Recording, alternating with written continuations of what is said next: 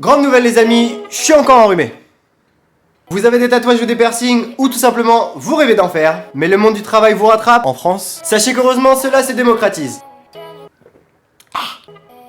Ça le fait ou pas? Skullman. Bon, à part si tu te fais tatouer une grosse sur le front. Et avec cette vidéo, je vais vous montrer que cela peut être un plus pour vous. Et je ne vous mens pas, bande de mioches. La publicité s'appuie de plus en plus sur le tatouage pour donner une image chic et choc à leurs produits. En gros, vous êtes différents et leurs produits aussi. Alors attention, n'allez pas croire que je vous incite à aller vous faire tatouer, manquerait plus que ça, c'est pas le but de ma chaîne. Et donc, les agences de mode recherchent de plus en plus ce genre de profil. Exemple concret avec l'agence Wanted à Paris qui est spécialisée sur deux objectifs. L'un étant de représenter des mannequins dont le profil ne correspond pas aux critères habituels des agences de mannequins. L'autre permettant aux publicitaires de trouver des personnes dont ils ont besoin, pub, film, shooting, figuration, etc. etc. etc. etc. etc. etc.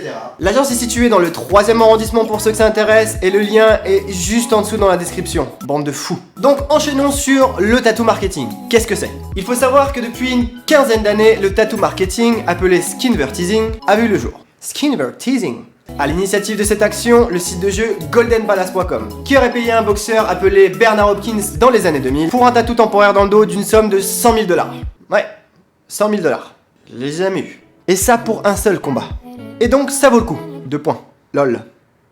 Dans un effet inverse, ce genre de fou du PSG, Zlatan Ibrahimovic, a fait don de son torse pour une opération menée par la PAM, l'organisme d'aide alimentaire de l'ONU, pour sensibiliser l'opinion publique sur les 805 millions de personnes qui souffrent de malnutrition dans le monde et à laquelle le Suédois prête son image. D'où ces quelques prénoms placés au carbone, ceux d'enfants qui n'ont pas la chance de manger à leur faim.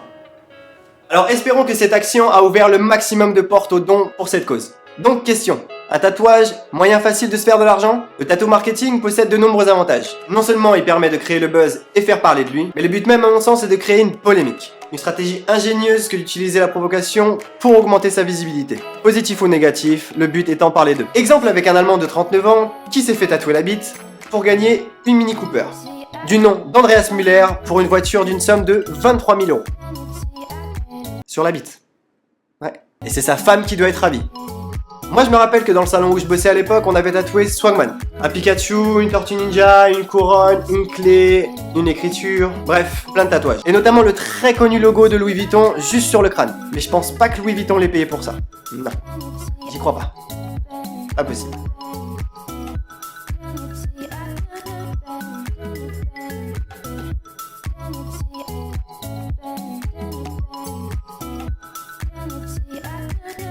Donc n'hésitez pas à me laisser un petit commentaire pour me parler de Swagman et de son tatouage sur la tronche. Enfin, si vous aimez bien Swagman. Donc, quels sont les inconvénients au skinvertising? Qu'est-ce qu'il y a de plus affreux qu'un tatouage raté et moche?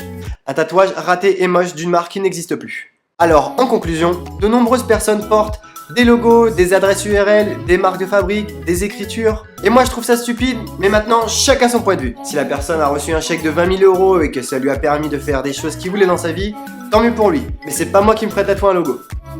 Non. Après je trouve le concept bien trop insolite pour qu'il arrive dans d'autres pays latins. Je pense pas qu'une marque française fasse un jour le pas. T'imagines le mec avec un logo Renault sur le front? Ou Peugeot sur la joue?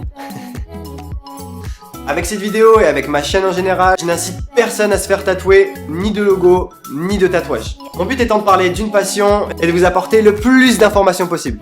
Et se faire tatouer un logo, c'est pas la vision que j'ai. Si de votre côté vous trouvez ça cool de recevoir une somme d'argent par une marque pour avoir leur logo sur votre peau, n'hésitez pas à laisser un commentaire sur ma page Facebook ou sur la page YouTube dans les commentaires, on en parlera avec grand plaisir. Cette vidéo est déjà terminée, je vous retrouve très prochainement. D'ici là, portez-vous bien. Il est donc temps pour moi de partir, c'était Bastien Tattoo, pour vous servir. Skinvertising Round 2.